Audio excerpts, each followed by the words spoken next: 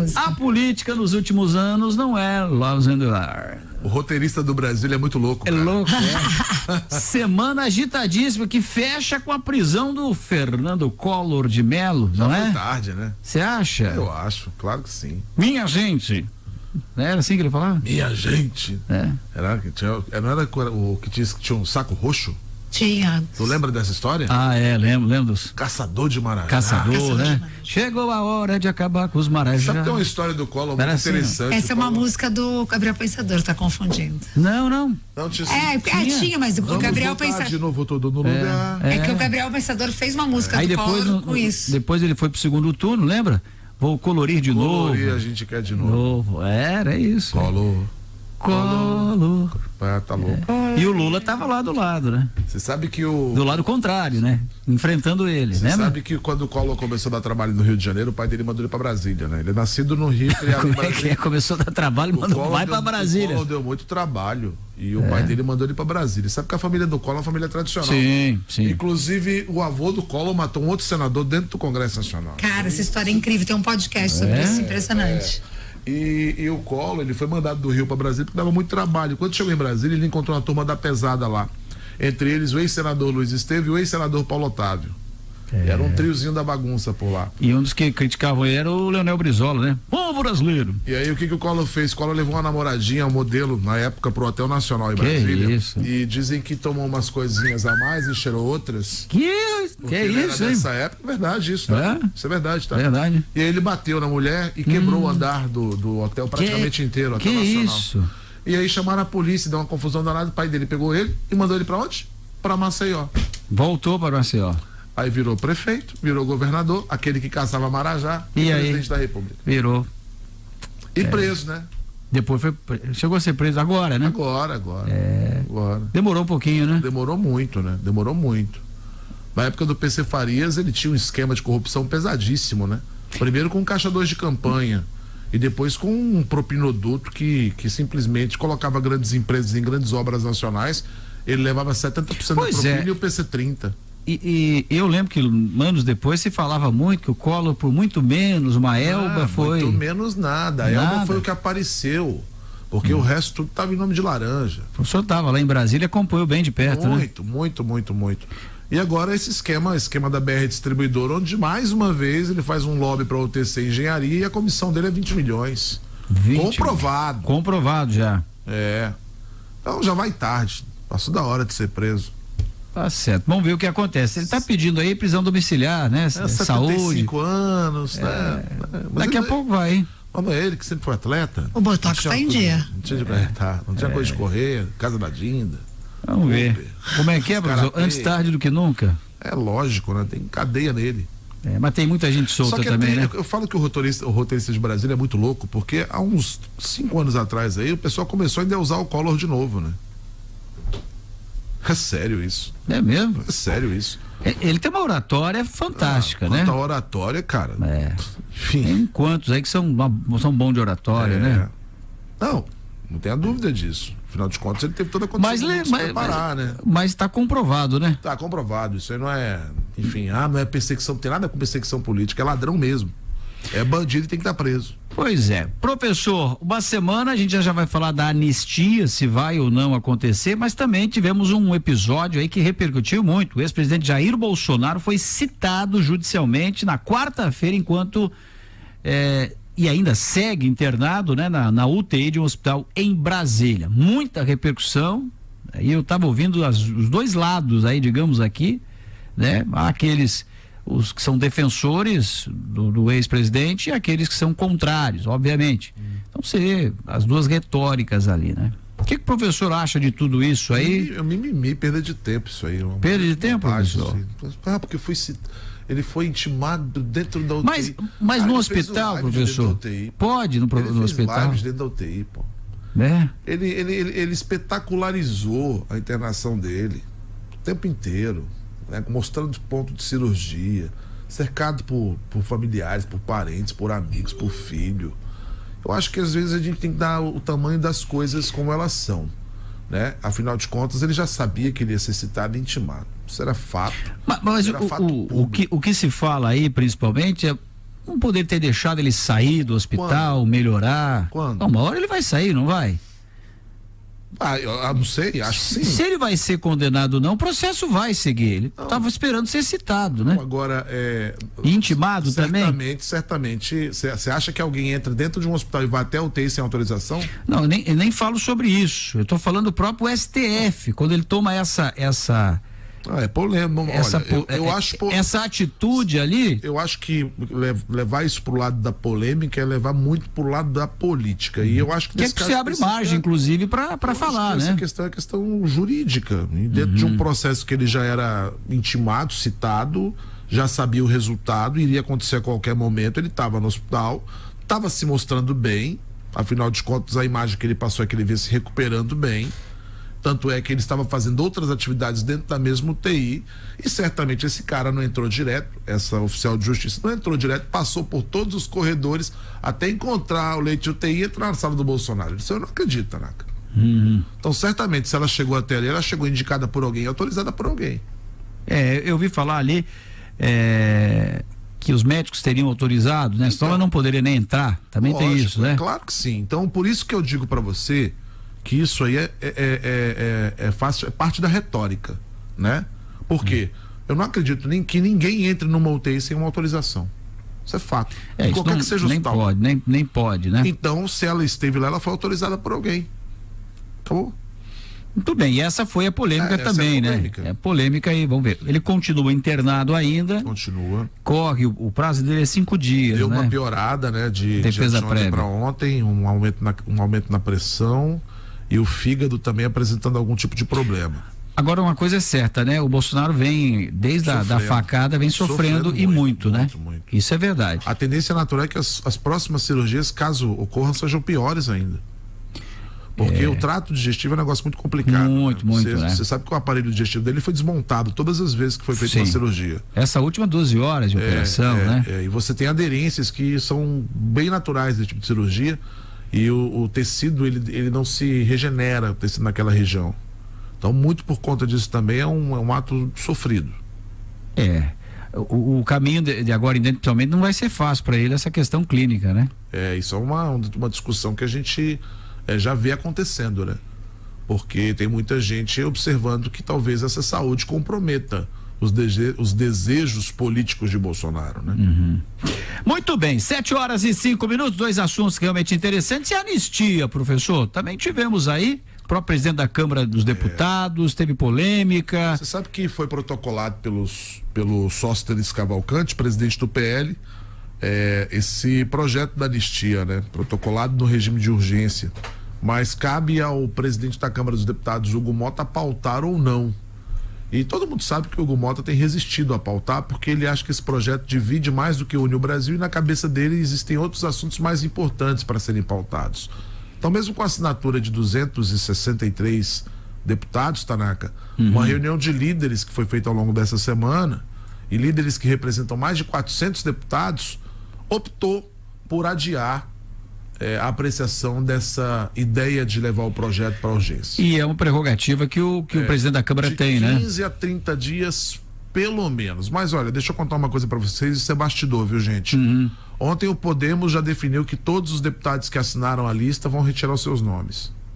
Então, o primeiro movimento veio do Podemos.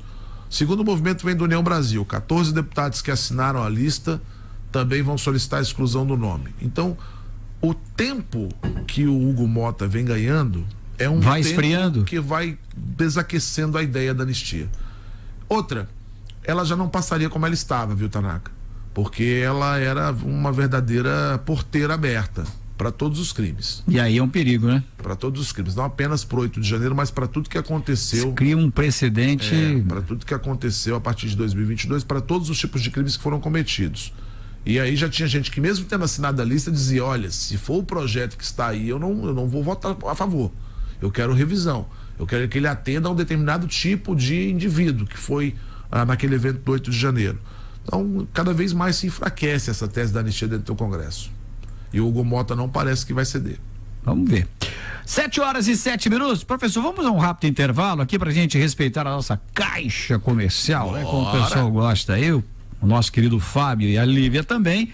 E aí depois a gente vai falar de Santa Catarina. Vamos ver como é que tá aí os bastidores da política. Itapema, Porto Belo, enfim, vamos dar uma espiadinha aqui pelos nossos lados. Bora lá? 7:07. Outro assunto, o nosso ouvinte também nos cobrou, vamos a ele, claro, com certeza. Por maioria de votos, por maioria, o STF condenou Débora Rodrigues, que pichou a estátua no dia 8 de janeiro a 14 anos de prisão.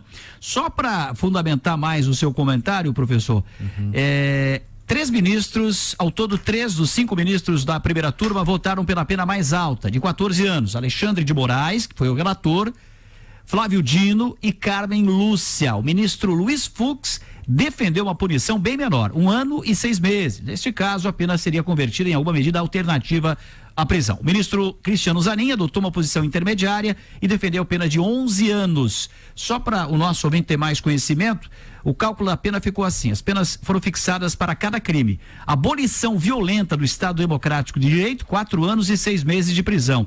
Na lei, a pena varia de 4 a 8 anos. Golpe de Estado, 5 anos de prisão. Na lei, a pena varia de 4 a 12. Ok? Vamos lá. O que mais? Dano qualificado, 1 ano e 6 meses. A pena varia de 6 meses a 3 anos.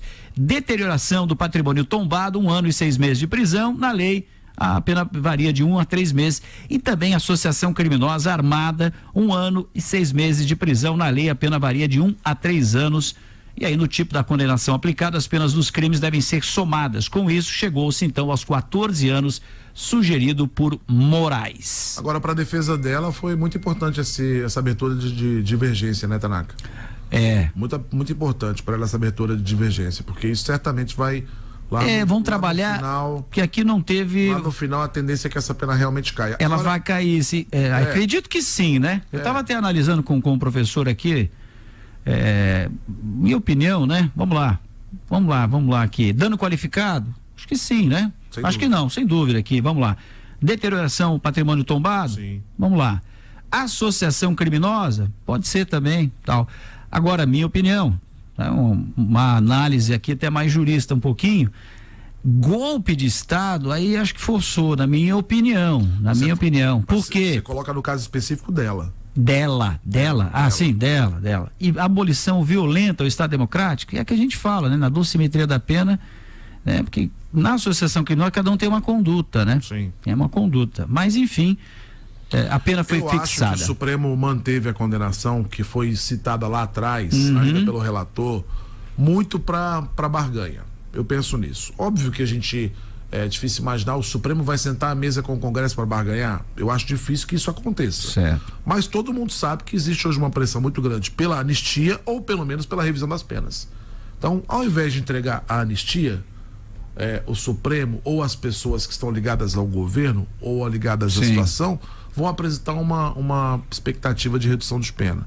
Eu acho que para isso eles mantiveram a pena alta nesse momento, para entregar isso lá na frente como se fosse uma concessão. Entendi. Vamos lá, mas mexe com realmente. Mexe.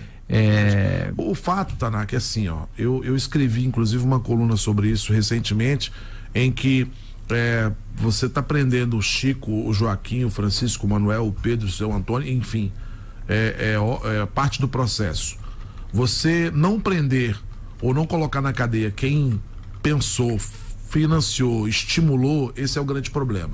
Porque não adianta nada daqui um pouco a gente condenar a Débora a 14 anos e absorver o mega empresário XYZ que botou uma grana lá para fazer o negócio acontecer. Exatamente, por isso que eu falo, cada um tem a sua conduta, né? Eu acho que esse é o grande problema dessa questão hoje que envolve a anistia. Não dá para ser 8 ou 80. Não dá. Não. Porque as condutas têm que ser individualizadas. Isso, bem Mas isso. ao mesmo tempo, quem está lá na ponta da tabela, né, e quem de alguma forma planejou, financiou, estimulou, tem que pagar também.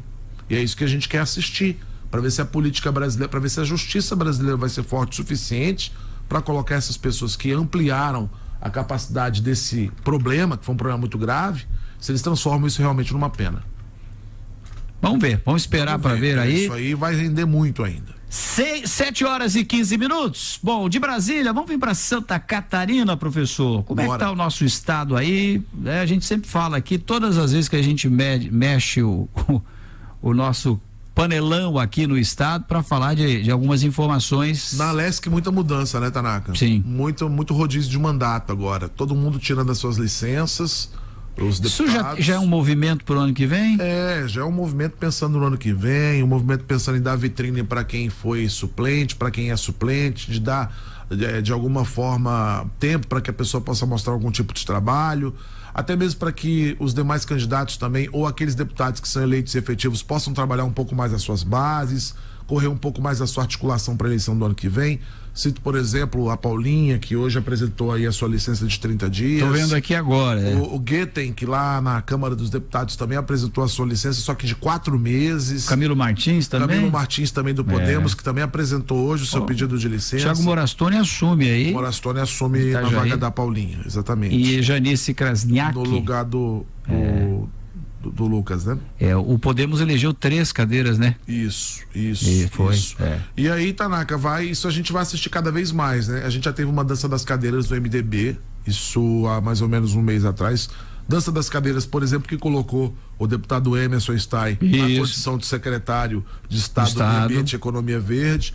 Então, isso já mostra um pouquinho de que a Alesc já está se mexendo aí em torno das eleições do próximo ano, né? Eleições que prometem ser bastante difíceis. Por quê? Por uma questão muito óbvia, né? A tendência natural é que a gente tenha 2 candidaturas majoritárias do campo da direita, porque o João Rodrigues não abre mão, né? Inclusive está marcado agora para o final do mês de maio mais um grande evento da candidatura dele. E tu sabe por que eu tô tão... Não é curioso, eu acho que é a palavra correta, mas querendo essa política que chegue antes. Por quê? Você tem do lado o Jorginho Melo, que é um político atuante, não tenha dúvida, experiente, né? Está conduzindo o estado de Santa Catarina, aparece muito, tem um trabalho de marketing enorme, né? Tem sido muito presente nos municípios. Eu acho que um dos governadores que mais visitou as cidades. Bom, aqui em Itapema ele veio, é pertinho e tal, mas eu me lembro que alguns governadores a gente tinha que implorar para chegar aqui. E do outro lado, no campo da direita, nós estamos falando, né? O João Rodrigues, que é duro na queda. O João, para uma campanha, ele nunca perdeu eleição. Sim. Então nós vamos ver nunca se realmente, esse cenário se concretizar, e está muito próximo disso, embora muita gente ache que lá aos 49 do segundo tempo, mais a prorrogação, mas eu acho muito difícil, conhecendo o João Rodrigues e o próprio governador Jorginho Melo, que é um natural, vem para a reeleição, né? A política aqui no estado vai passar muito pelas mãos do Bolsonaro, não tenha dúvida disso. O Bolsonaro vai trabalhar para manter o João Rodrigues e o Jorginho e aí juntos. Coloca a mão em cima de quem? Aí esse é o grande problema, porque eles não trabalham apenas. Aí a questão não se resume a Jorginho e a João Rodrigues, se resume ao PSD. Porque o PSD, Tanaka, ele vai ser uma força importante no próximo ano para a eleição presidencial. Muito forte. Tendo candidato próprio ou não, porque hoje é um dos partidos que mais cresce no Brasil, partido que hoje já ganhou uma dimensão de partido grande. Então pode ter certeza que muitos estados vão casar sua política com a política nacional. E aí como é que faz aqui? Exatamente. Será que o PL a nível, será que essa direita a nível federal vai estar unida? Se ela estiver unida, vai caber 2 candidaturas dentro do bloco diferentes no estado de Santa Catarina? Então a gente não pode esquecer que há tendências, nesse caso, de verticalização. Quando você unir esses partidos a nível nacional, vai ficar difícil a nível estadual você conseguir colocá-lo em lados opostos. Então essa é uma questão para ser colocada. Questão, por exemplo, hoje que está assolando a mente do União Brasil e do Progressistas, que vai sair uma federação entre esses 2 partidos. E aí? Eu fico pensando, por exemplo, aqui em Itapema, né? União Brasil, que é do Patrick Simas, e o Progressistas, que é do grupo do Marcelo Correia. Isso. Aqui, Fafá, né? Fafá. Tá uma liderança também. Estiveram no mesmo campo político na eleição passada. Aí tem o PL, que hoje é do... Aí tem a costura com o PL. E aí tem news acima. Então repara que o próprio Xepa, se né? Se você pensar no nosso município, já trouxe um problema. Imagina a nível nacional. É nível nacional. Né? Então, eu acho que é muito válido que o João Rodrigues, que o Jorginho queiram ser candidatos. É natural isso, afinal de contas, eles estão no time para isso. O Jorginho é candidato à reeleição, então o time dele é a reeleição. O próprio João Rodrigues. E o time do João Rodrigues ele é prefeito de Chapecó por 2 vezes. Tá muito grande, grande, que eu digo assim, tá grande, né? Uma força grande no estado. Os dois estão grandes. Então é óbvio que pro Bolsonaro o melhor é estarem juntos. Agora, se não estiverem juntos, eles vão ter que tentar conciliar isso com os interesses nacionais. Sem chance para uma terceira via, o PT deve lançar a esquerda Décio Lima, né? É difícil uma terceira via aqui no estado, bem difícil bem mesmo. Difícil. Com esse cenário que se apresenta é bem difícil. Se tiver rachado, talvez um segundo turno, mas a chance de uma vitória é bem complicada, bem difícil. 7h21. E aqui pelos nossos lados, a ponte foi o grande assunto na semana passada, professor. Segundo o Xepa, era chutar o cone e liberar o trânsito, né? Já tem um apelido aí, a ponte elevada, que tinha a ponte do Exército, a ponte do Perequê, e já estão falando em ponte elevada, professor. Essa foi a grande crítica. Agora, o movimento tem melhorado, né? Nesse aspecto ali, a gente estava acompanhando, né? Nos últimos dias ele melhorou bastante. Passado isso aí, claro que a ponte está aí, é para acontecer melhorias, estava conversando com o pessoal. Vai acontecer, pelo que eu estou acompanhando. Mas esse foi o grande teste de ferro aqui nesses últimos meses, né? Até terminar. Acho que é um capítulo que passa, embora a ponte precise de melhorias. Tem que virar essa página, né, gente? Esse é o tipo da vergonha que a gente não pode passar de novo. Não, né? 2 anos esperando por uma obra como essa e ela ainda é entregue dessa forma boqueta que foi. Eu acho que isso vale muito para a reflexão dos nossos políticos, né? Todo o respeito que eu tenho, obviamente, ao Joel e ao Xepa, eu acho que eles tinham pouco a fazer a partir do momento em que a ponte foi contratada com essa empresa e com aquele projeto. Então estava muito claro que o projeto estava definido, que a empresa estava definida, ganhou um processo licitatório. É difícil no meio de uma transição você acompanhar a execução e a conclusão de uma obra como essa, mas foi uma obra muito problemática do início ao fim. Então acho que é hora de virar a página, desde que ela esteja pronta, porque afinal de contas ela custou uma fortuna. Na minha opinião ela não está pronta ainda. Não, pelo contrário, tem muita coisa para ser feita. A acessibilidade ali é terrível, né? E o professor falou que sirva de exemplo agora. Não pode, isso aí não pode ser um exemplo ruim, né? Não pode, a gente não pode, tem que olhar para isso com vergonha mesmo. Né? Eu estranharia muito se o prefeito Xepa e o prefeito Joel cortassem uma faixa e botassem uma placa. Eu estranharia muito. Também. Porque não é digno de vitória. Isso aí é um fracasso do sistema. E tem uma outra ponta da 306 também, né, professor? Que é uma outra grande. Essa então é mais preocupante ainda. É mesmo? Claro, porque você tem do outro lado. O que você vai falar sobre o futuro dessa ponte? O que você pode afirmar a respeito disso? Não tem nada definido ainda. Eu não posso afirmar que ela vai funcionar. Não posso. 100% do outro lado tem uma propriedade privada. Isso ali pode se prolongar por muitos anos. Por mais que tenha uma desapropriação, vamos supor, mesmo assim vai ser contestada. Pode ir para a justiça, pode demorar anos. E aí é dinheiro público jogado no lixo. Então não tenha dúvida, viu, Tanaka? Essa é uma preocupação que eu tenho. Se foi sofrido com a ponte do Perequê, tudo se desenha para que a situação da ponte da 306 seja pior. Tomara que não, né, professor? Tomara que não. Vamos lá, aqui pelos nossos lados, já falamos desse meio ali entre a divisa entre Porto Belo e Itapema, aqui pelos lados da nossa Itapema. Prefeito Xepa, eu estava até na última semana, hoje foi entrevista com o Xepa. Sim, aqui. Também. Na semana passada, inclusive eu fiz algumas perguntas aqui através do nosso ouvinte, há muitas críticas também, a gente achando que está demorando, né, para decolar, outros defendem dizendo que é muito pouco tempo ainda, afinal de contas o município tem, nesses últimos 3 meses, tem feito uma varredura para saber que situação realmente está a cidade. Então, fato é que nós completamos aí, vamos para o 5º mês da administração pública, professor. Temos uma Câmara de Vereadores bem mais atuante que a outrora, bem mais atuante. Fiz até um comentário ontem sobre isso, professor. Cada um tem o seu perfil dentro da Câmara de Vereadores, mas eu entendo que a crítica ela é sempre bem-vinda, né? Mesmo aquela que às vezes é injusta. Eu acho que sim. Sabe por quê? Porque é o momento de quem está sendo, digamos, acusado ou criticado dele mostrar o porquê, né?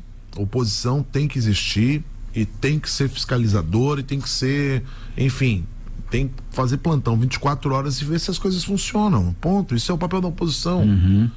E cabe ao gestor público escutar essas críticas e respondê-las, né? Sim. Ou responder com o trabalho ou responder com a verdade quando ele entender que o opositor passou do ponto. Acho que isso faz parte da democracia. Eu acho que quem chora sobre isso, na verdade, é outro que está praticando mimimi. Faz parte, a gente precisa ter oposição. Precisa. Eu sempre sou contra aqui, a única ressalva que eu faço é de repente uma injúria, uma calúnia, uma difamação. Aí tem, obviamente, tem os caminhos para isso. Fora isso, o vereador, ele tem legitimidade. Foi eleito pelo povo.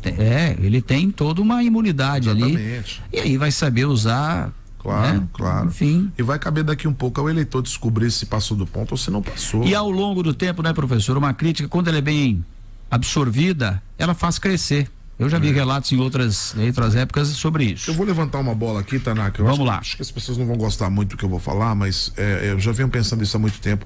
É que ninguém assumiu ainda que a transição foi mal feita em Itapema, né? Ninguém assumiu ainda que o grupo que entrou e o grupo que saiu se apoiaram na eleição por conveniência. Mas a grande prova foi nas entrevistas dadas aqui que estão fazendo ainda levantamento. Então, assim... sobre o que, né? Ninguém acusou o governo anterior de nada.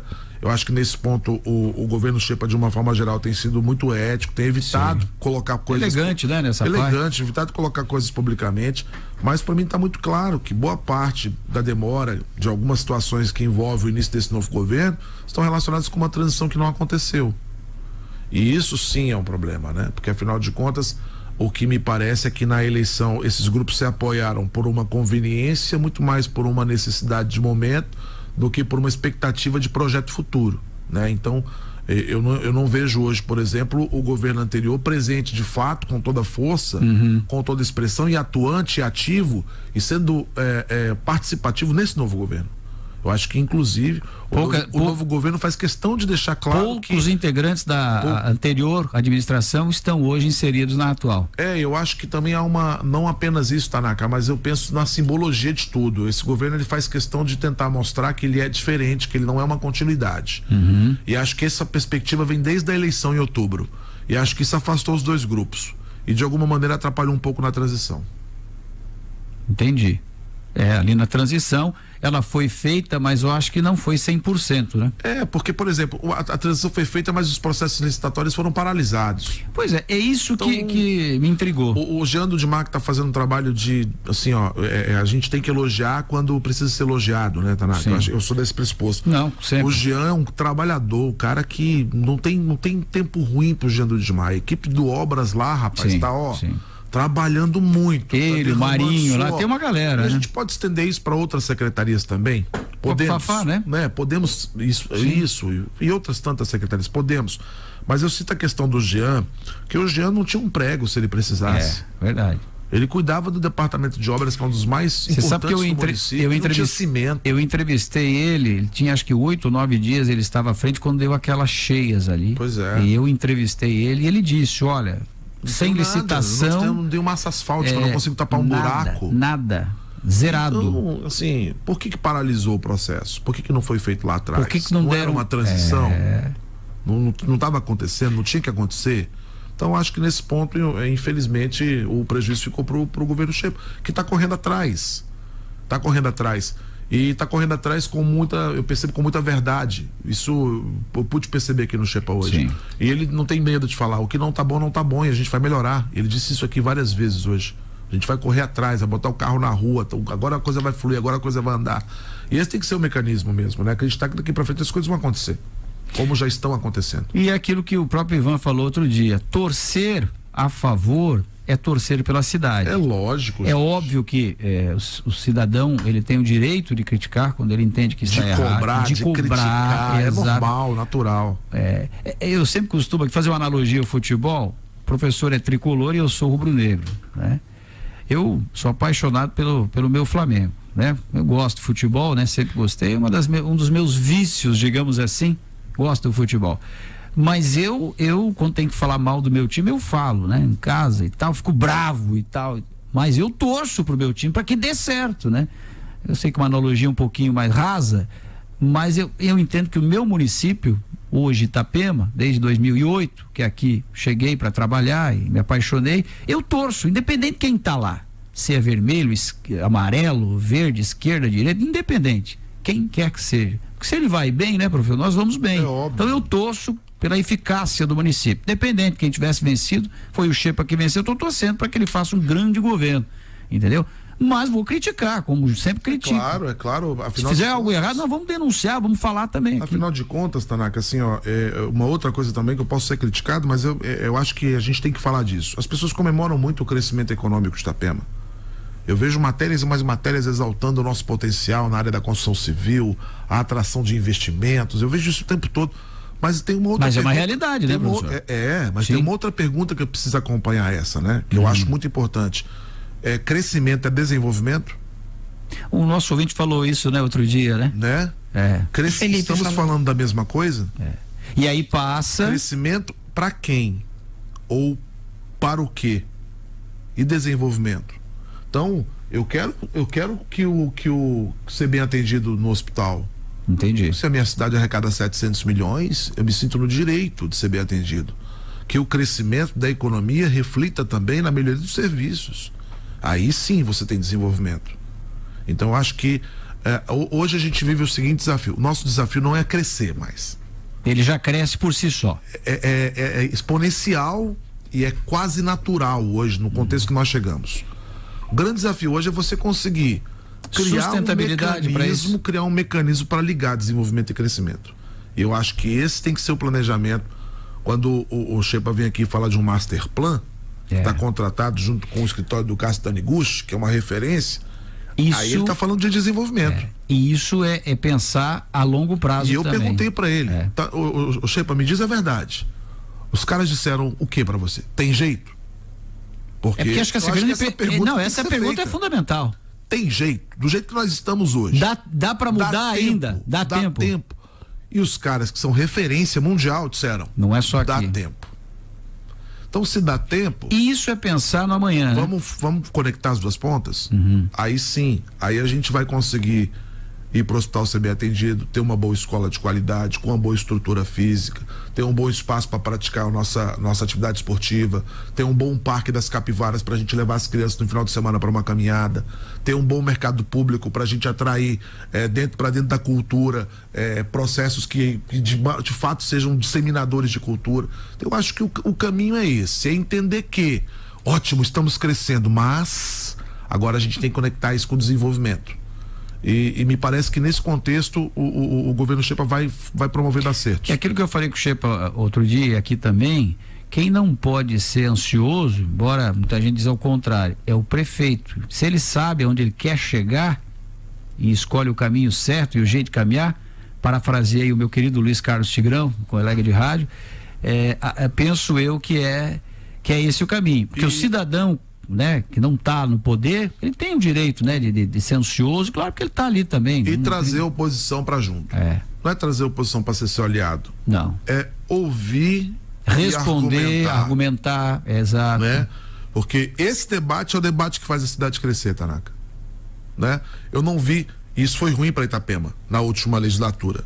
Na última legislatura, nós tivemos um determinado momento que 13 vereadores votavam junto com a prefeitura. E eu ouvi de um vereador que ele não votava contra porque ele não queria criar um clima ruim entre os vereadores. Isso é... Eu cheguei a ouvir isso, Lívia, de um vereador. A gente não vota contra, a gente decidiu que todo mundo vota junto para não se indispor com ninguém. Uma Câmara unida. Cara, vocês não são uma confraria de boteco para estar unidos sempre o tempo todo, né? Não é mesmo.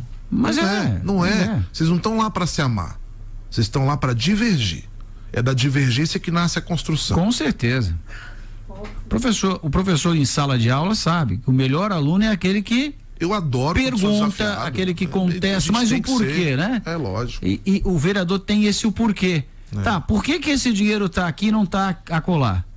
Por que esse valor, né? E contestar. Que, aliás, eu sempre falo aqui, professor, o grande momento dos vereadores, além da confecção dos projetos de lei que devem ou não virar leis, é o momento da votação da LOA, né? Da lei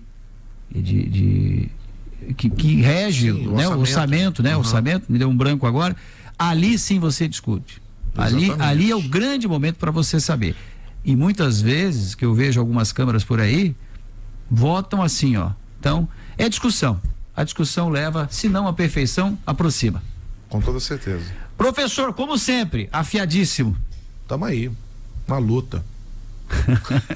Eu queria ter sido aluna do professor Raul Borges. Que isso, obrigado. Cara, vem aqui dar uma aula, fica aqui só escutando. Exatamente. Obrigado. Temperatura boa aí? Só ótima. Vamos lá. Só pra quem ouviu o professor falando da história do Collor aí no começo do bate-papo de vocês, tem um podcast chamado Collor versus Collor que conta essa história e outras, né? Essas e outras histórias sobre toda a família Collor, tanto do Fernando Collor quanto do Pedro Collor. É um podcast bem interessante para quem quer conhecer um pouquinho de política e da história da família Collor. Esse eu já ouvi, vou indicar um outro também chamado Trapaça. Esse, o último episódio da série foi divulgado na semana passada. Um jornalista chamado Luiz Carlos Pinto, cara que colocou o Pedro Collor na capa da Veja. Eu lembro, que faz o podcast. na época, né? Muito legal também. Que bacana. Sempre uma aula aqui com o senhor, viu? Obrigado. Professor Raul Borges, nosso comentarista, todas as manhãs, na primeira edição, com o seu fiel escudeiro Flávio Silva.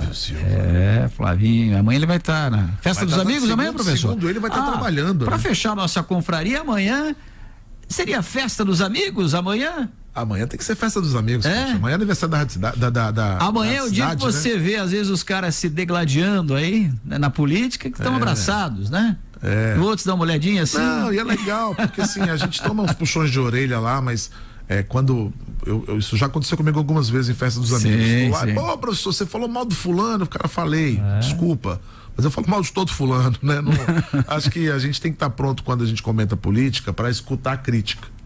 Assim. Porque quem vai para vida pública, primeiro, tá preparado para receber crítica? Não, então não vai. E se policiar para buscar ser o mais equilibrado possível, né? Eu sou contra o ativismo do comentarista político. O radicalismo também? Contra o ativismo do comentarista político, que foi uma coisa que nasceu nos últimos anos. Né? Eu sou contrário a isso também. Eu não acho legal. Não acho legal porque você distorce a informação e você olha para as coisas pela superfície. E o Brasil precisa de mais profundidade. A ideologia, mais né? profundidade, é verdade. Então, é isso aí. Professor, grande abraço, obrigado, bom fim de semana. Meio-dia eu tô lá amanhã. Meio... Que eu vou trabalhar. Bom. Alguém tem que trabalhar nessa rádio, né? O que vai ter amanhã mesmo? Desculpa, gente. Não, vou dar aula, vou dar uma aulinha. Amanhã o que é o nosso prato aqui? Como é que é o nome do prato? É um entreveiro. Entreveiro. Vai ter um entreveiro amanhã, então. Sem entreveiro, comida. Ninguém vai entrar em entreveiro, vamos ficar todo na paz, cada um com a sua realidade política. O Fluminense joga no... E com o seu time de futebol também, ninguém briga. A gente amanhã bate no Botafogo. Ih, rapaz, hein? Lá no Engenhão. Sentiu um vento assim da mudança do Botafogo amanhã, hein? Para. Hã? Não vem com essa. Flamengo e Corinthians, hein? Vai dar Flamengo, 4-0. Ai, obrigado. Vamos pro intervalo? Tchau. E a nossa confraria semana que vem, no mesmo horário, 7h38.